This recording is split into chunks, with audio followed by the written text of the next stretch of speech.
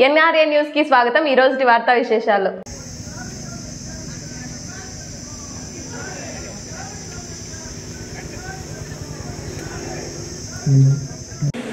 అనుమానాలు అపోహలు కూడా దాంట్లో వచ్చే వాళ్ళు కొంతమందిని ఈ వాట్సాప్ గ్రూపులో మెసేజ్లు పెట్టి కొన్ని చోట్ల అక్కడక్కడ కానివ్వకుండా మనకి చట్టపరంగా ఉన్నటువంటి హక్కు, రాజ్యాంగపరంగా ఉన్నటువంటి డెమోక్రటిక్ రైట్ ఆఫ్ అసెంబ్లీ అనేది ఎన్నికల అధికారులు వచ్చి కొంత ఒత్తిడి చేస్తూ ఉన్నారు. ఈ సమావేశం జరుపుకుని వ్యర్థలుగా చెప్తా ఉన్నారు.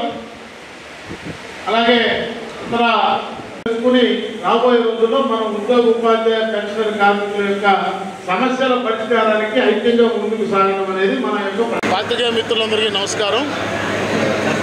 ఆంధ్రప్రదేశ్ ప్రభుత్వ ఉద్యోగుల సంఘం తన నేతృత్వంలో ఉద్యోగ ఉపాధ్యాయ కార్మిక పెన్షనర్ల ఐక్యవేదిక ఒక 30 సంఘాల భాగస్వామ్యంతో ఏర్పడి ఈ రాష్ట్రంలో ఉద్యోగ ఉపాధ్యాయ పెన్షనర్లు గత కొంతకాలంగా ఎదుర్కొంటున్న సమస్యలు,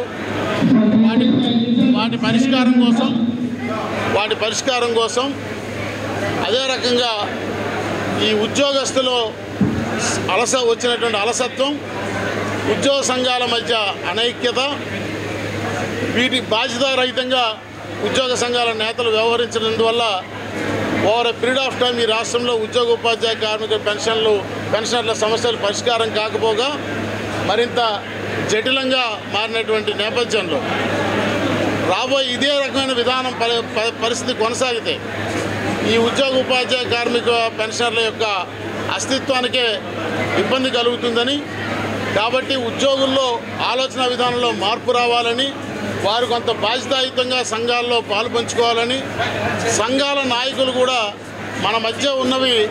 సంఘాల మధ్య ఉన్నవి భేదాభిప్రాయాలే తప్ప వ్యక్తిగత శత్రుత్వాలు కాదు.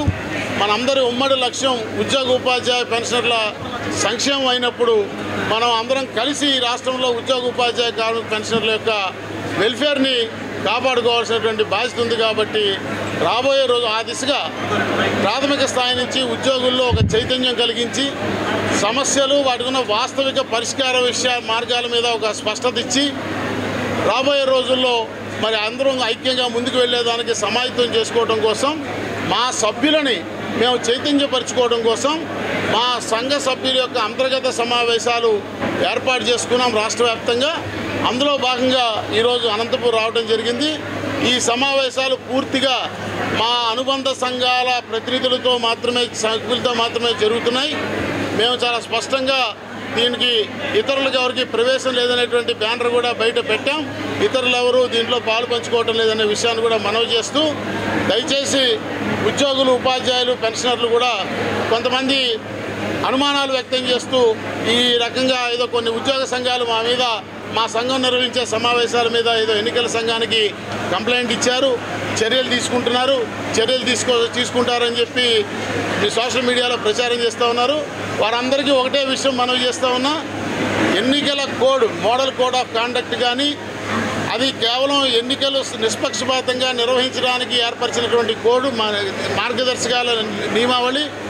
దానిలో ఎక్కడ ఉద్యోగులు అంతర్గత సమావేశం జరుపుకోకూడదని, ఎన్నికలు జరుగుతున్నాయి కాబట్టి ఈ దేశంలో మిగతా జనజీవనం అంతా స్తంభించిపోవాలని, అన్ని వ్యవస్థలు సుషిప్త చేతనావస్థలో ఉండిపోవాలనేటువంటి ఎక్కడ దాని యొక్క ఉద్దేశం కాదనేటువంటి విషయాన్ని కూడా మనవి చేస్తూ, ఆరోపణలు ఎవరైనా మా మీద చేయొచ్చు, రాజకీయ ప్రచారం చేసినప్పుడు వాళ్ళ మీద చర్య తీసుకుంటారు తప్ప మేము మా సమస్యల మీద మేము చర్చించుకుంటే అది మోడల్ కోడ్ పరిధిలోకి రాదు. కాబట్టి వచ్చిన ఏ కంప్లైంట్ వచ్చినా ఎన్నికల సంఘం సంబంధిత అధికారులకు విచారణ చేసి ఉన్న నిబంధనల మేరకు, చట్టాల మేరకు చర్య తీసుకోమని చెప్తారే తప్ప ఎల్లయ్య కంప్లైంట్ పెడితే పుల్లైన ఉరి తీసేసామని చెప్పే పరిస్థితి ఈ దేశంలో ఇంకా రాలేదనే విషయాన్ని కూడా అందరికీ మనవి చేస్తూ ఉన్నాను. Thank you.